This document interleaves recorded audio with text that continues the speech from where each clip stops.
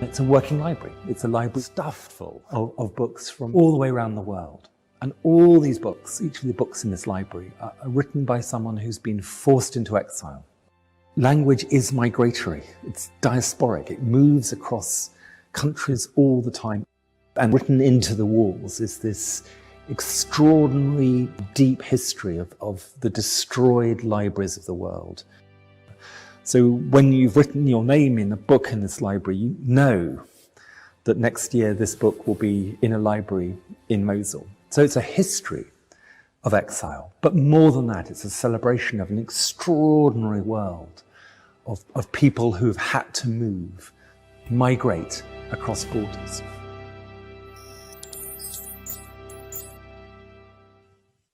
Hello, welcome to the British Museum. I'm Christina Tubb, a member of the adult programs team here in the museum. It's my great pleasure to introduce our speakers today. Richard Ovenden, director of the world-famous Bodleian Libraries, will be discussing his fascinating new book, Burning Books, A History of Knowledge Under Attack. He is joined by artist, writer, and creator of the museum's current Library of Exile installation, Edmund de Waal. We are indebted to our sponsors, the AKO Foundation, whose generosity and vision has made this event one of a series in the public program possible, as well as the installation itself. We are committed to continuing to deliver thought-provoking, accessible online events during what has been an unprecedented year. And with the museum being forced to close its doors for the third time since the beginning of 2020, your continued support is greatly appreciated. Lastly, I'm delighted to say that today's event will have BSL interpretation available on a separate YouTube stream. Please do follow the link in the chat if you would like to access this. And so without further ado, it gives me great pleasure to welcome our esteemed guests. Edmund, Richard, over to you.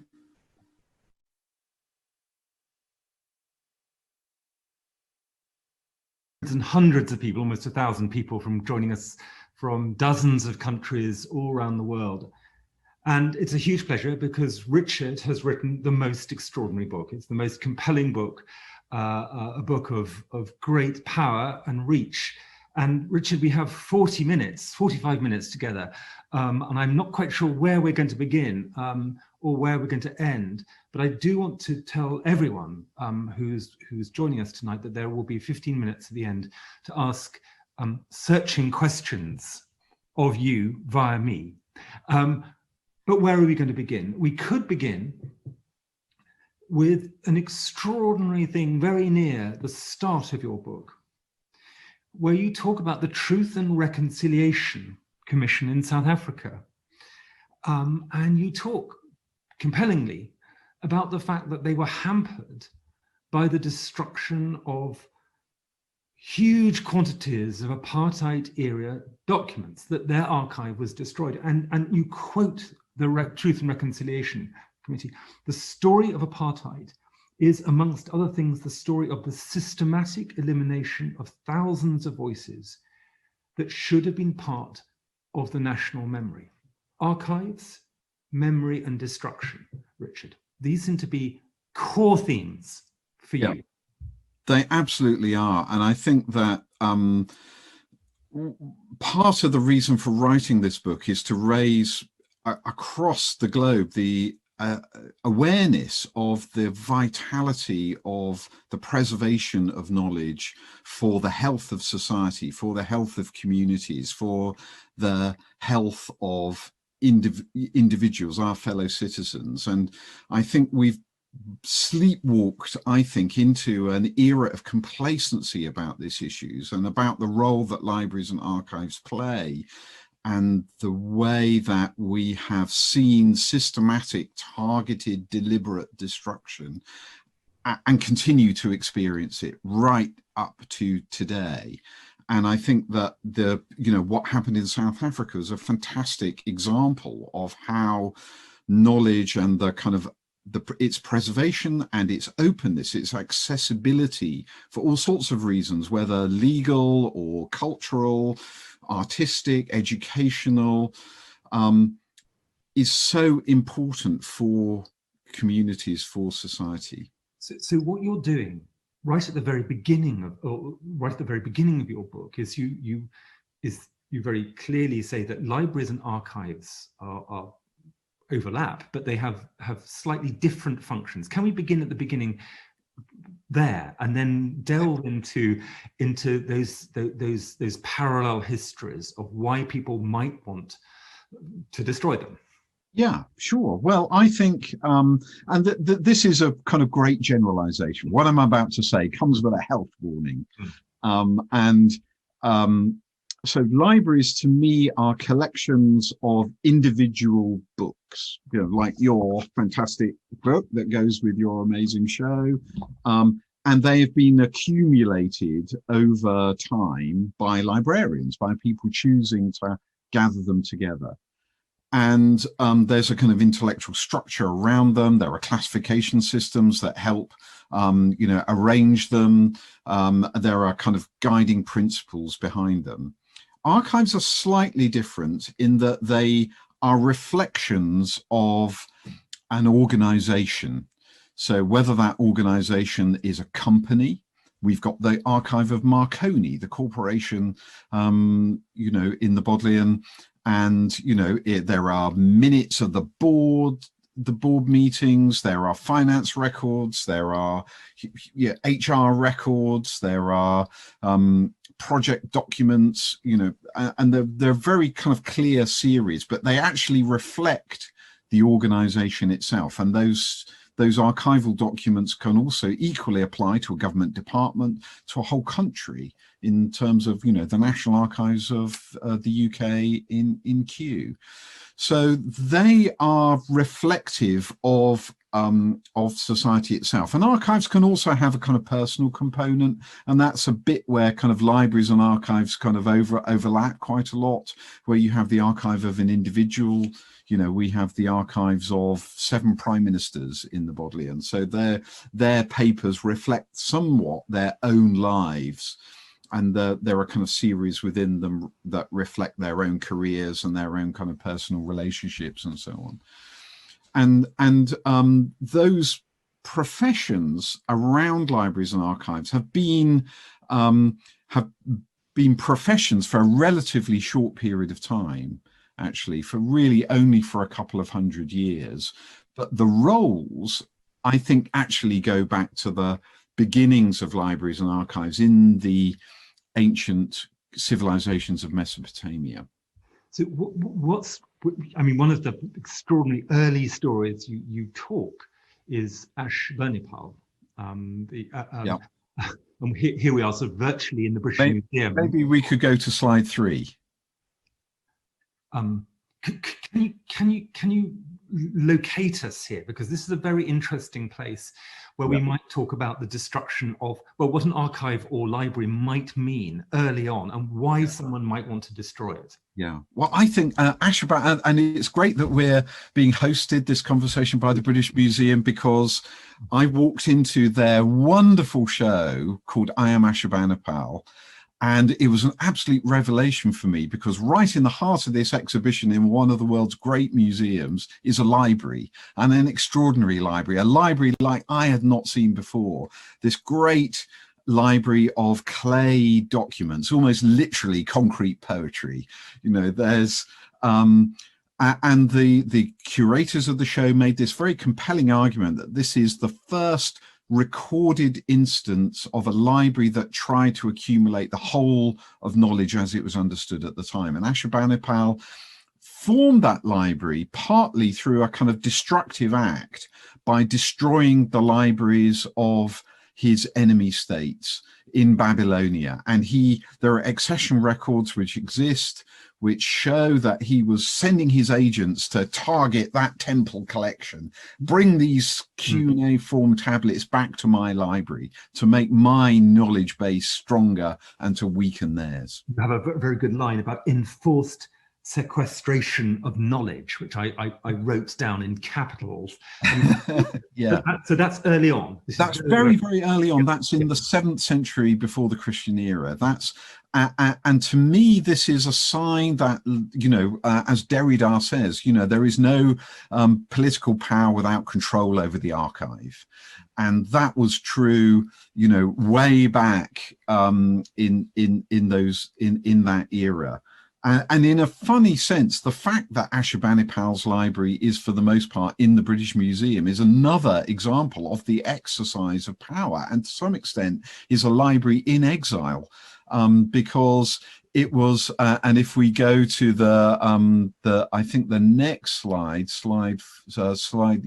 4, you can see Austin Henry Layard sketching in the ruins of Nineveh, the lion, you know, he was known as the Lion of Nineveh in this country because he brought these great treasures back, including 20,000 cuneiform tablets from the mounds just outside Mosul.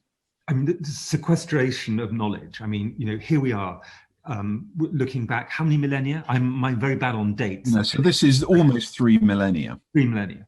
And then right at the very end of the book, you know, you're talking so cogently and I have to say angrily about the Second Gulf War and the way in which not only there was the destruction of libraries, of course we can get to that, but also this, again, archives, particular archives being taken away out of Baghdad. Can you, is that I think it's a deliberate parallel you're making? I think it is a very interesting parallel because, and it's one where, you know, some of these issues are, I think, morally quite kind of clear cut, and others there is, you know, they're not so clear cut. And I think the Iraqi archives that were removed from Iraq in 2005 by the US government are one of those cases. So there's, you know, Iraq goes through this extraordinary period under the Ba'ath Party, under Saddam Hussein's rule, and the secret police have this sort of incredible power, this hold over the country, and their war on the Kurds is understood by the West through a chance discovery of archives in the early 1990s. And an Iraqi expatriate who grew up in London and moved to America called Canon Makia exposed the terrors of the Saddamist rule through a very kind of powerful book called Republic of Fear. And that was based on the Kurds capturing Iraqi cities which had archival documents in them. And then fast forward to 2003, and the coalition, the US-led coalition, invades Iraq, occupies Baghdad. Canon Makia goes with them, and he just again makes a chance discovery in the central headquarters of the Ba'ath Party that their archive is there. And so he immediately sees this as being sort of incredibly important, and he gets a permission from the coalition authority to take it out of these kind of basements, and he begins to digitize it in a property which actually had been his parents before they were forced into exile. And then, you know, as the internal conflicts get more and more violent in Iraq, that building where he's digitizing these papers becomes under attack, and he argues for the removal of the documents to America. And that's what happens in 2005. And the American forces digitize it, and to help use new technology, text and data mining, to search for references to weapons of mass destruction, which of course they never find. But so the archive is removed to protect it from destruction in Baghdad, but then Iraqis no longer have access to it because it becomes under American control. It ends up in the Hoover Institution in Stanford in California, And I've been there, and it's incredibly difficult to access it. You can't access the original documents. You could only access it online. You could only see it through a dumb terminal. You could only take notes in pencil, and you had to be vetted to it.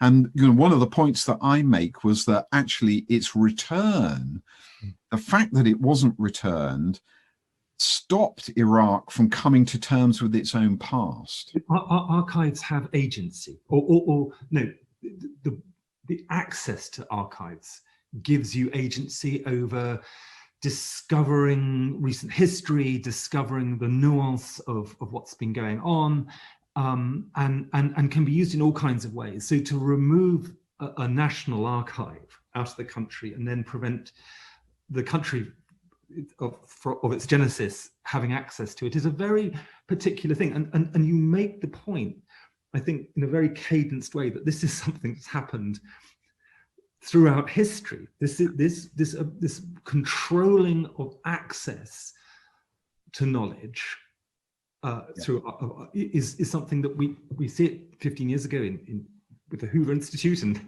but it's happened throughout history. So where else should we look to see this happening before? Well, I think you could actually go back to the Reformation in Europe, and perhaps if we were to go, we could choose another slide. We could choose slide 5, perhaps.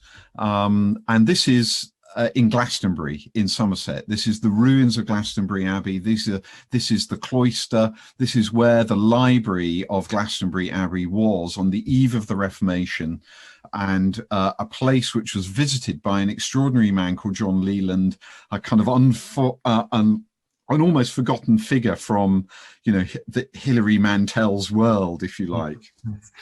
And he was charged by Henry VIII with traveling around to the libraries of England to search for evidence to support the king's claim to divorce Catherine of Aragon and marry Anne Boleyn, and then to divorce from Rome altogether.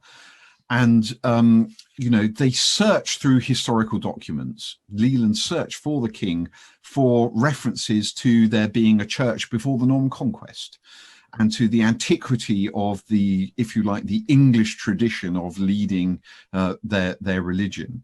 And in the process of doing that, he selected volumes which ended up in the Royal Library.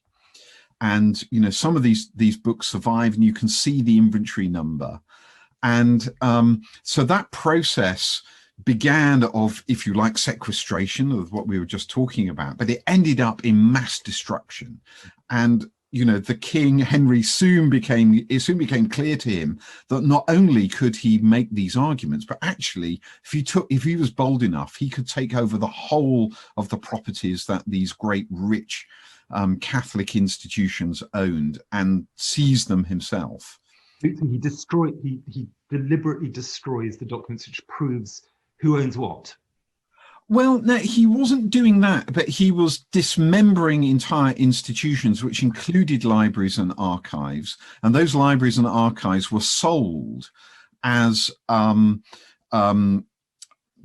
part of the goods and chattels. So the Glastonbury Abbey was dissolved in September 1539, and its property by the commissioners of the dissolution were then handed out by the king as patronage.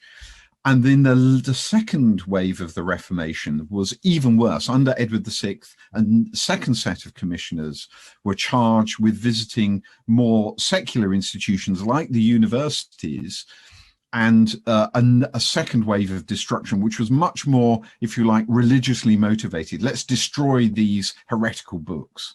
And that happened in Oxford, in my own institution, and the original university library. If we go to slide 8, for example, you can see the site of the original university library in a 15th century room designed for the purpose, which by the end of the 1550s was laid waste. It was empty of books, and of the original 440 books that Leland saw in the 1530s, only 11 have survived today.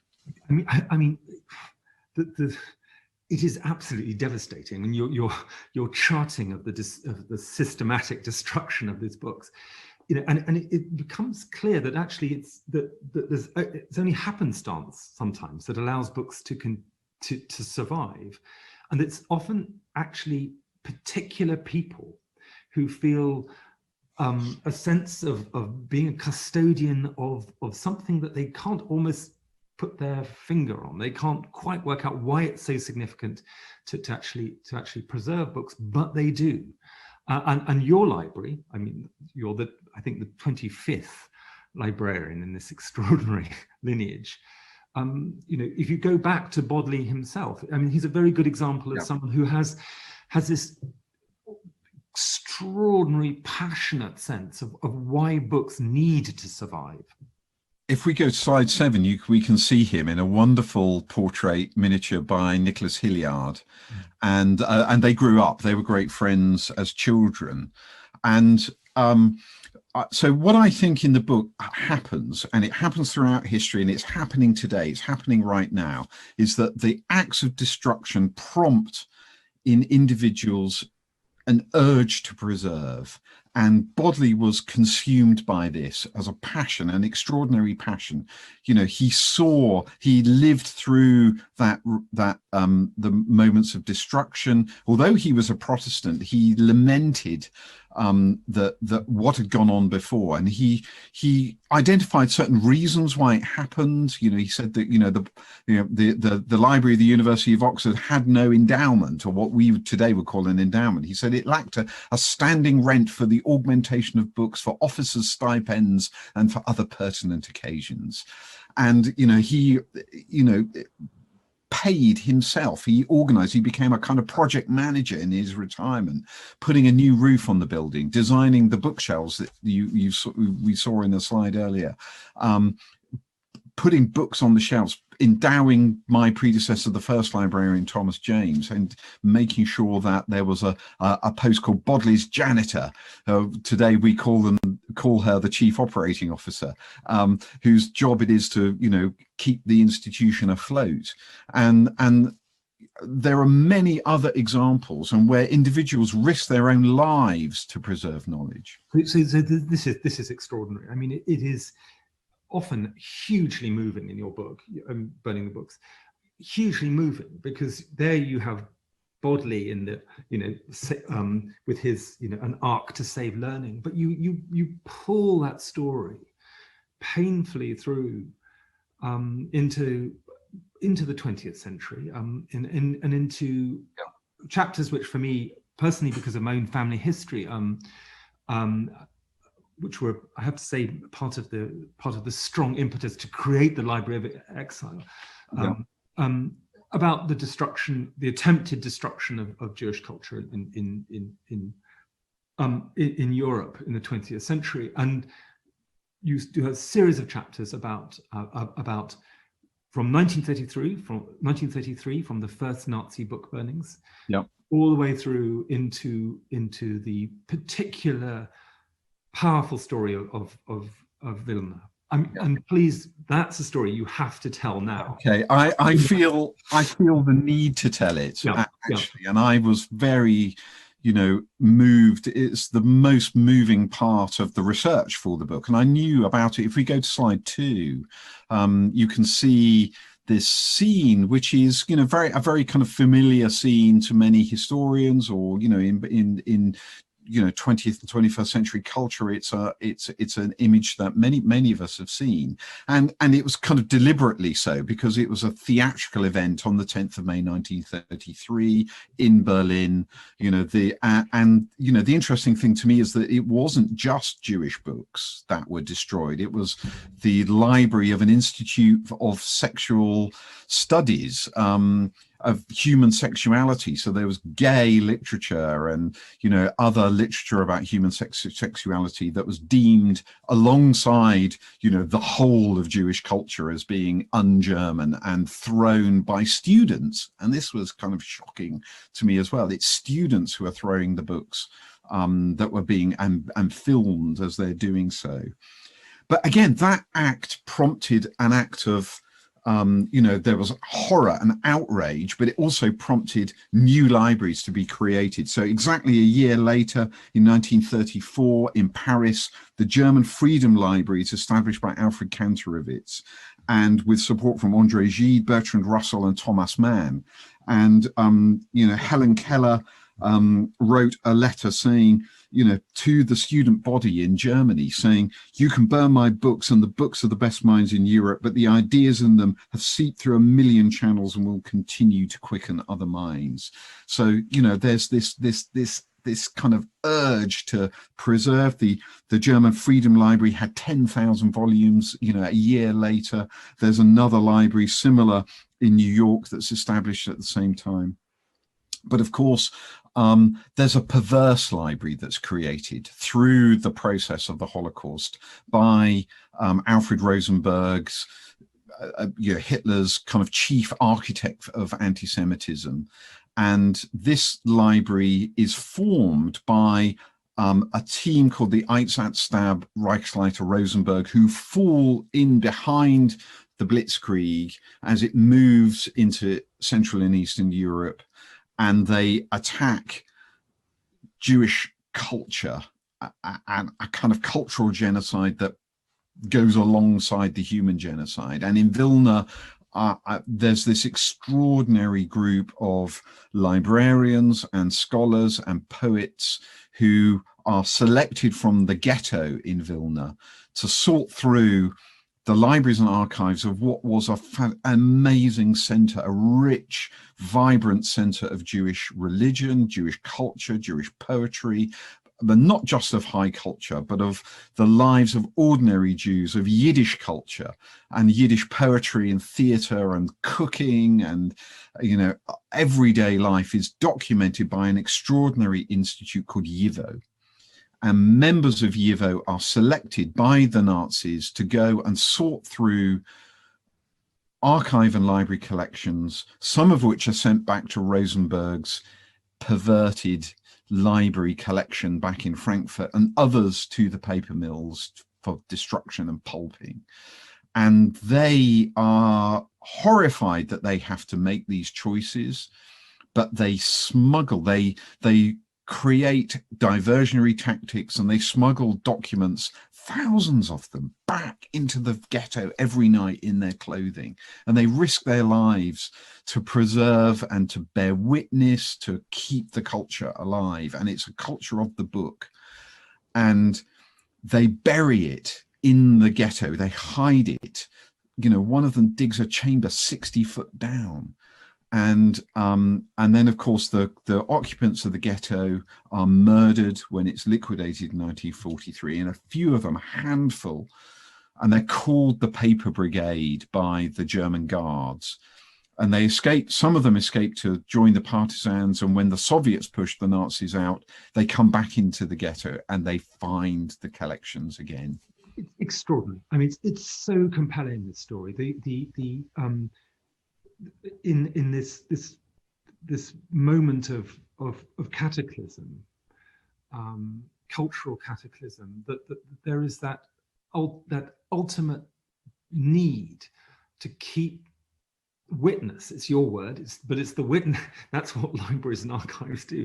Keep witness alive by hiding as much of this material as possible, as you say, across all kinds of culture. I mean, high, low. It didn't matter, in the sense that what mattered was actually keeping alive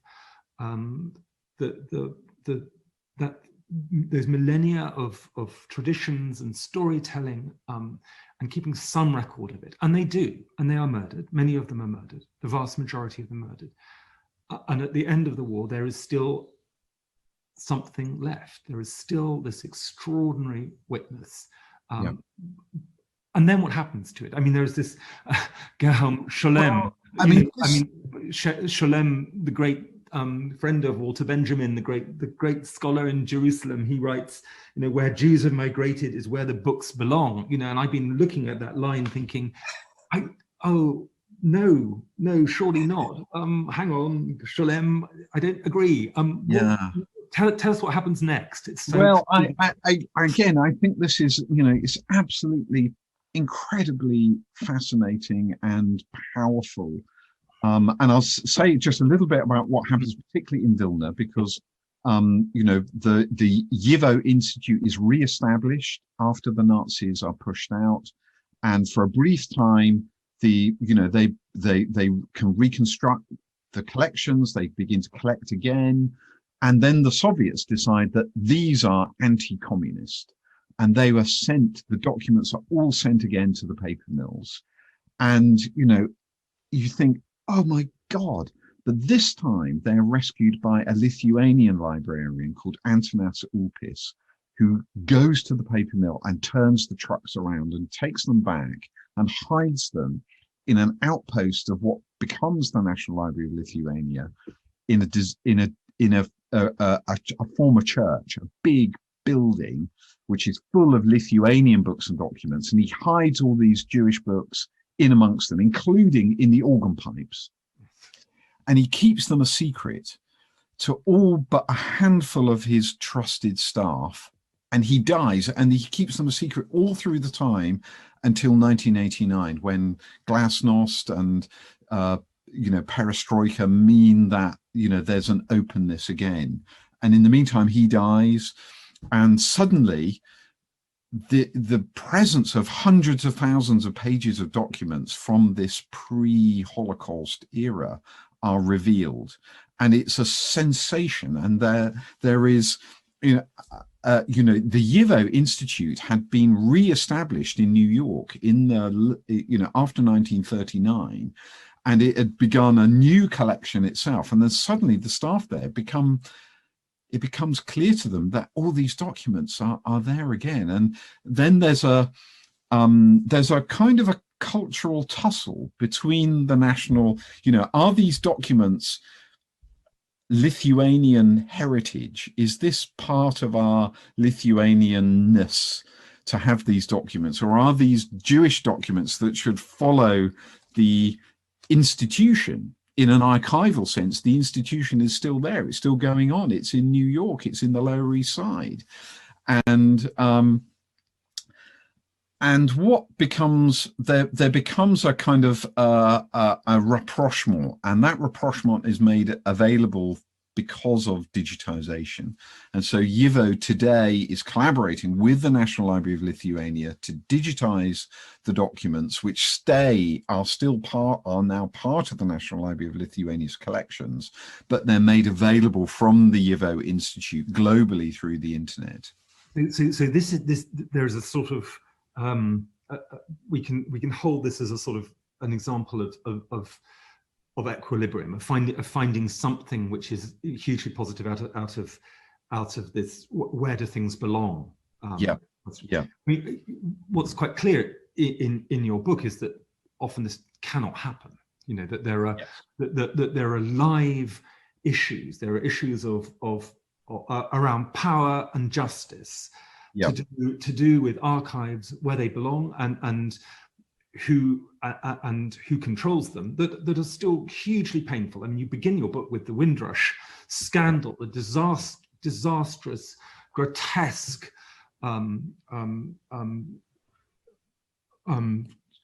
scandal of the behaviour of the government over the Windrush communities and their destruction of those documents, and you end up, well, near the end, talking very powerfully about FCO 141. Can you lead us into FCO 141? Because absolutely, all kinds of territory.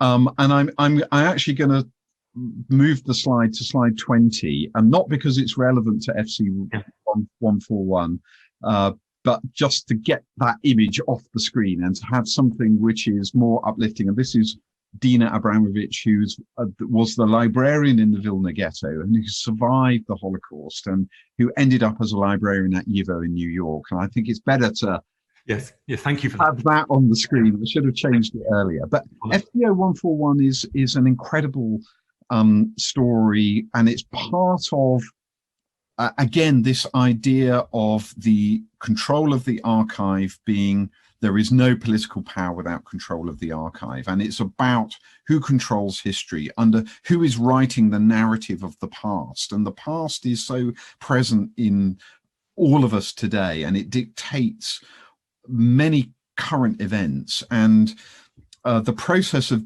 decolonization is absolutely one of those, which after World War II, many of the European powers, of course, went through this process.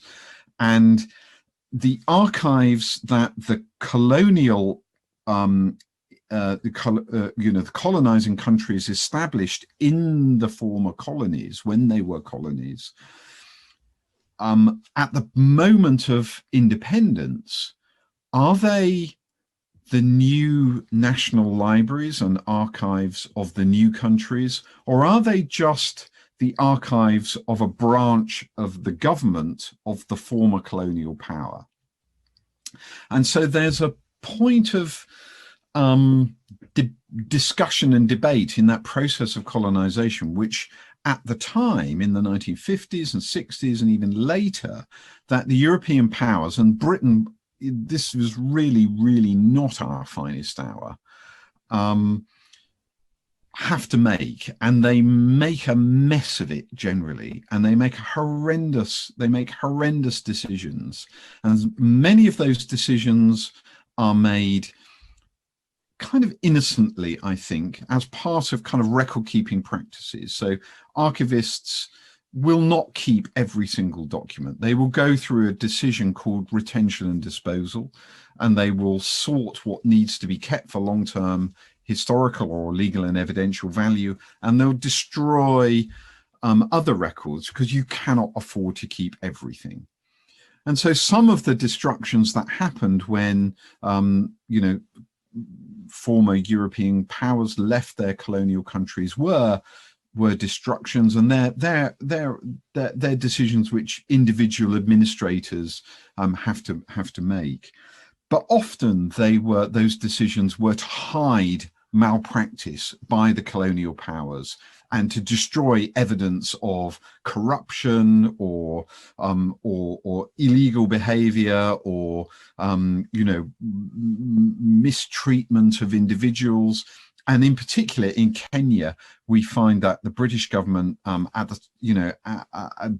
behaved so badly, so horrendously in their suppression of the Mau Mau rebellion, the archives that related to that episode, which were taken out of Kenya, were hidden by a foreign office warehouse outside of London that became known as FCO 141. And its presence of miles of shelving is only revealed in 2011 through a court case.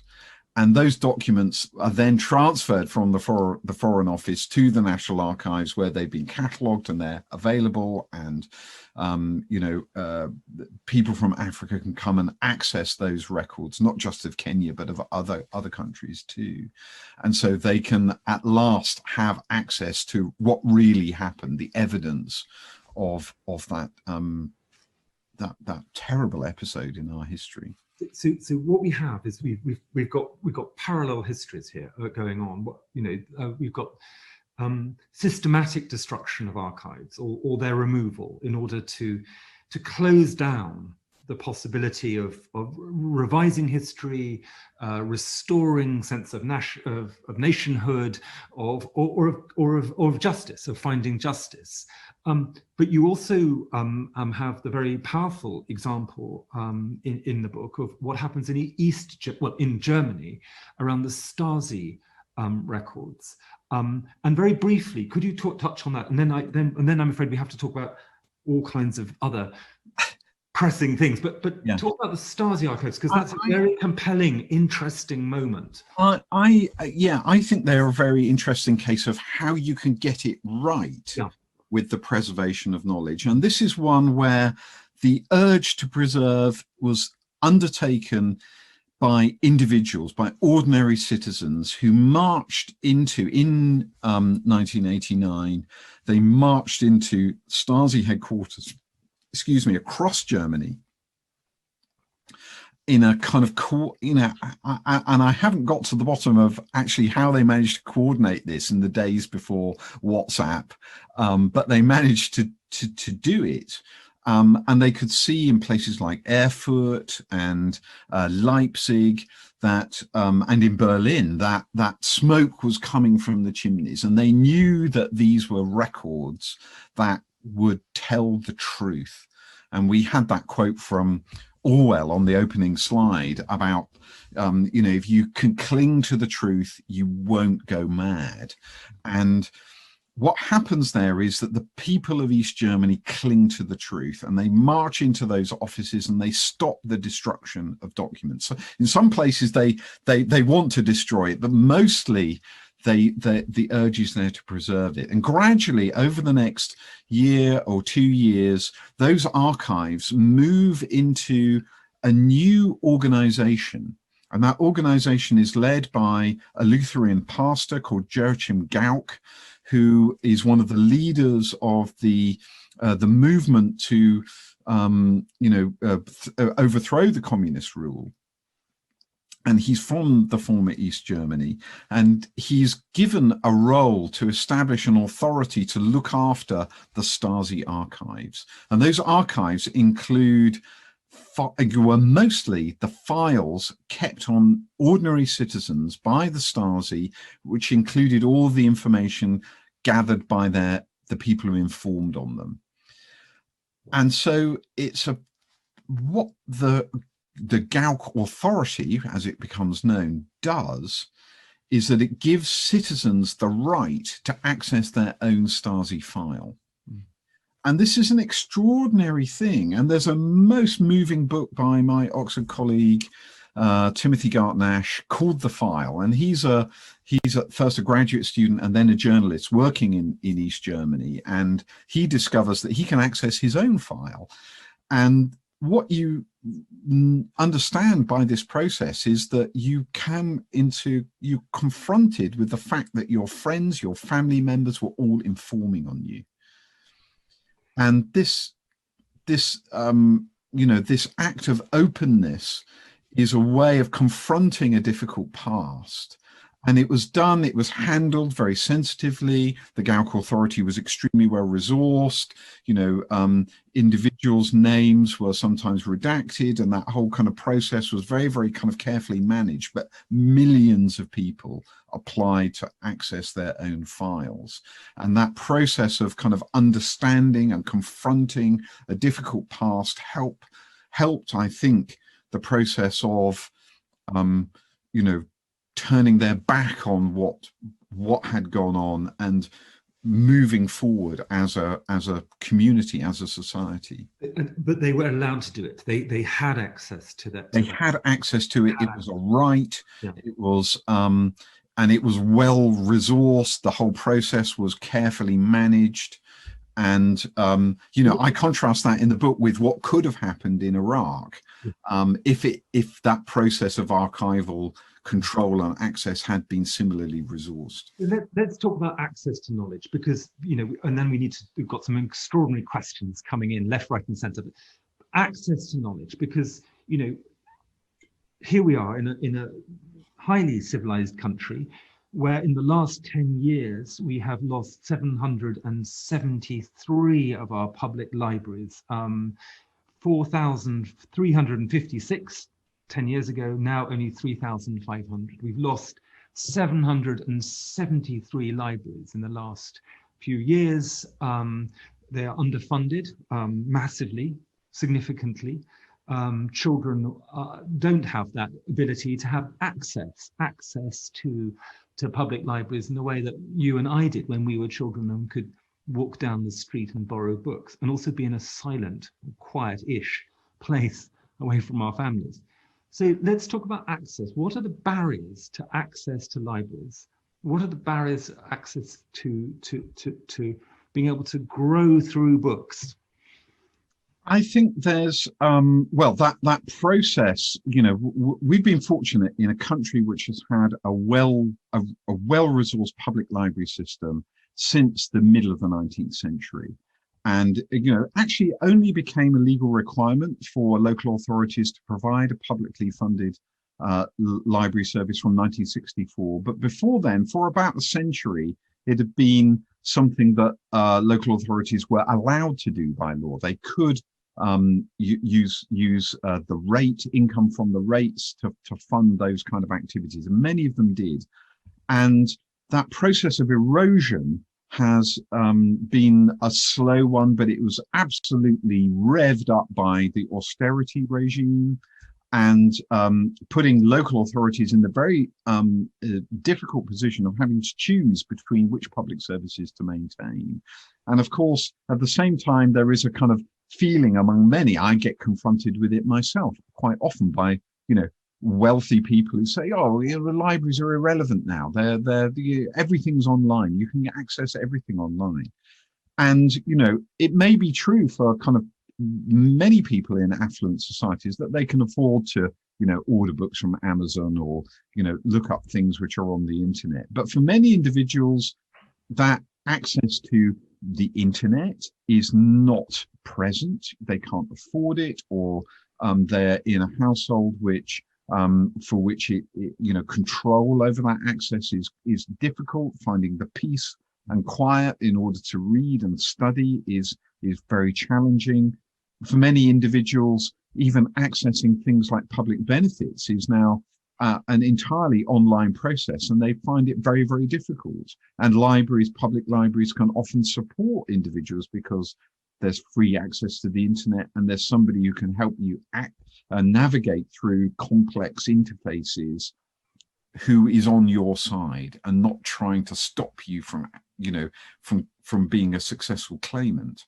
So there's a whole variety of public services which libraries provide, but at the heart it's about education and about self-education and about self-discovery. And that process of self-discovery I benefited from myself. And in countries where, and in parts of this country where public libraries are well resourced, because it's not a uniform picture of decline, public libraries are absolutely flourishing. In many parts of America, they've never been busier. And they're, and it's not just about getting access to the internet to, check your Facebook page. It's about discovering new knowledge, or accessing the tools, or losing yourself in fiction which you might not have encountered before. And these opportunities, I fear, are being denied to a generation who are being denied so many other things. And that generational inequality worries me a lot. Good. Your book is, amongst many other things, a tract for our times, in the sense that you have the most extraordinary coda, why we will always need libraries and archives, which is a kind of call to action, Richard, which I hugely respect. We have so many questions that are coming in, but I have to go out to the world. A very interesting question about Nalanda, the extraordinary library of Nalanda. And why it's not talked about more. I have to say, in my defense, on my walls of the Library of Exile, I do actually Nalanda is one of the libraries that I do mention. Richard, Nalanda, would you be able to talk about Nalanda for a second? No, I'm not sufficiently knowledgeable about. I'm not going to stray and betray my ignorance. One of the great Buddhist. Yes, it's part of the pantheon of extraordinary libraries that have been destroyed over the last a couple of thousand years. I mean, you begin your book with Alexandria and the myths around Alexandria. Nalanda really is its equal in terms of the power, the extraordinary depth of its collections and the pain of its destruction.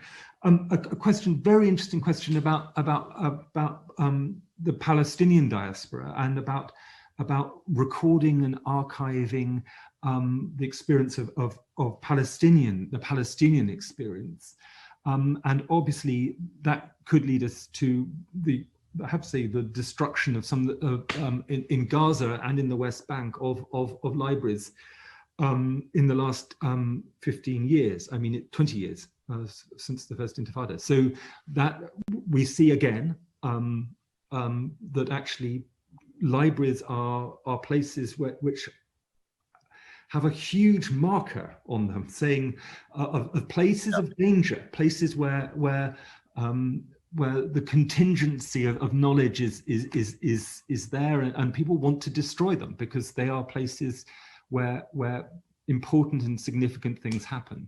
And I think that one of the things which is happening, which is a very kind of inspiring thing that's happening at the moment, and has been happening for a few years, is what I call activist archivists. So groups who are documenting knowledge either by capturing websites, which are, you know, Palestinian websites who are being cyber attacked from Israel.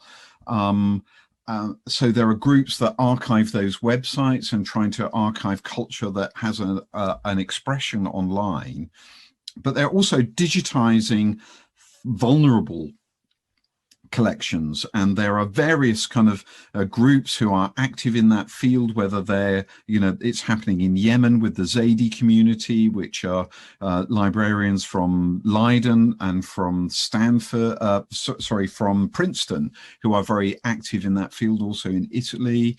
There are groups who are working, there's the Endangered Archives program, which the Arcadia Foundation support, and which is administered from the British Library, which is, you know, funding teams to do particularly important digitization of, you know, archives and sound recordings and all sorts of knowledge collections in vulnerable places, including Palestine. So there are these kind of impulses to preserve which are happening, you know, right now, and those collections will be passed to institutions like mine and to other, you know, better funded institutions for that preservation task.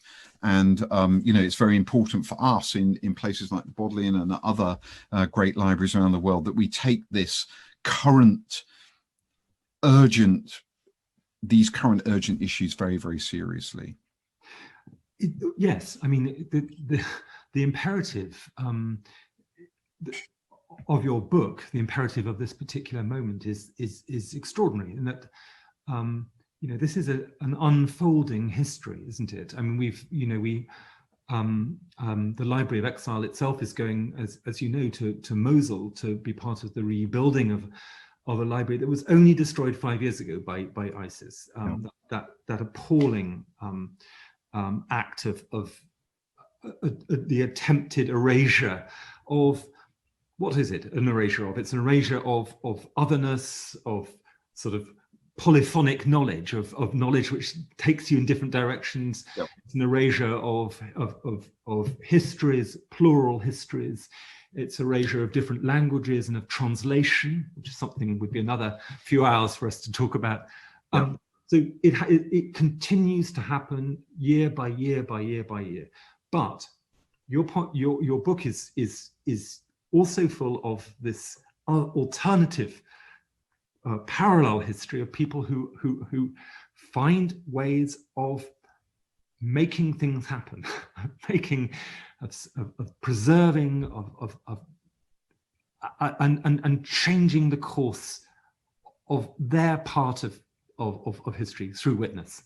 Yeah, and I think that's something which, in our current moment here at the end of the, you know, this extraordinary year, and hopefully at the beginning of a new one that will bring better things to the world, we must ensure that we take the preservation of knowledge as being of fundamental importance for democracy, for communities that are under threat, that can take succor from the fact that their own histories, their own culture, the richness of their language and literature and poetry and music is being preserved and treasured and is available to them, and that other communities can control their own narrative and not have it imposed upon them. And that, you know, if we go to slide 27, you know, Orwell's warning lesson to us all. The past was erased, the erasure was forgotten, the lie became truth. You know, at this moment when we see the end of a political regime in America that has specialized in, you know, the erasure of the past and the replacement with alternate facts, that and how important that is for democracy itself and for the rights of citizens, that, you know, we need libraries and archives more than we ever have, I think. And let's go into a new year resolved to support them and to preserve knowledge. Yes, you say in your great coda, which I have to say, I'd say is everyone's wonderful. Libraries provide a fixed reference point, allowing truth and falsehood to be judged through transparency, verification, citation, and reproducibility. I mean, you make the point that in this difficult, dangerous moment when tweets are toxically infecting conversation about what may or may not be truthful, that you do need places which actually hold knowledge in depth, places you can actually go to and check things out. Absolutely, and check it out for ourselves and have trust that there is a provenance trail on that information, that it can be verified, that we can know who the author was, that the content hasn't been tampered with, that there is a freedom to access it, that we're not going to be judged or you know, intervened in that process of accessing the knowledge and creating new knowledge from it. And I think that all of these things are part and parcel of what libraries and archives should do in a healthy society. Yeah. And actually, there will always be a pushback. There will always be a pushback. And in fact, questions just come in saying, you know, have there been adverse reactions to the Library of Exile? And absolutely there have. I mean, you know, I haven't exactly had hate mail, but there have been people who have been very chary of it and have questioned its you know, why it's there and what it's doing, and obviously do not like the idea of having really, that's extraordinary. I mean, it's but you know, that's what happens, isn't it? You know, all you can do is to write books, make libraries, and talk to people. I mean, those are kind of the things that we can do. Absolutely, and we can converse with not only with each other, but with the past and with the future. And I think that's, you know, where a kind of a time machine libraries are in both directions. And, you know, now in this age, we need to remember that where we are today is being the creation of a past. And if we are to go forward into the future with confidence, knowledge of the stepping stones that we can use to guide us into that future. Yeah. So that's why we do history. That's why we are passionately committed to looking at the past with clarity and with conviction, to really search out what has happened partly in order to avoid the well, it's the epigraph of your book. It's also on the walls of my library, the Heinrich Heine great epigraph from 200 years ago. Dort, wo man Bücher verbrennt man auch am Ende Menschen. Where books are burned, in the end, people will also be burned. You know, you take out the books because you're trying to close down and destroy culture and destroy people. Yeah. So you look back and you look at that history. And that gives you power for the future. And I thought that was one of the most powerful things about walking into the Library of Exile, is seeing the, if you like, the negative spaces of the losses alongside the living knowledge of those books. And I like the fact that they were contemporary editions. You know, they were paperbacks, and the fact that they will go on to be read by people, you know, perhaps some of them not even born yet. Well, it's a wonderful thing to spend an evening with you, Richard, and in the company of so many people out there, and to be talking with such power about the history, the plurality of histories and possibilities you do. Just before we go, because we have to leave, and people will need to get away to their other lives, perhaps ending, Richard, a wonderful and moving thing from your book, one of the many things, which is Thomas Jefferson's great quote. I mean, you may remember it but I have it here, and I'm afraid the language is gendered, but here we go. He who receives an idea from me receives instruction himself without lessening mine, as he might light his taper at mine. He who lights his taper at mine receives light without darkening me. So you light the taper, you light your own candle, and others light them, and on goes the light, on and on and on and on, but without any diminution of your own light. Richard, surely that is the definition of why you might want to be a librarian. It most absolutely is. Yeah, Jefferson's taper is a kind of a rallying cry for librarians as guardians of the truth and illuminators for society through that core act of preservation of knowledge and sharing it as widely as possible. So bring on the light, more light. I think that's the most marvelous way of ending. Richard, it's a huge privilege to have had this hour with you. Thank you so much for joining us from wherever you are. Please stay well in these difficult times. Remember the taper, lighting the taper and the light continuing. It's a good metaphor to stay with you. Please, if you can, support the British Museum. Keep tuning into all the wonderful things that the British Museum is helping push out into the world, and be well. And it's goodbye from all of us here. So thank you. Thank you, Edmund. Wonderful conversation.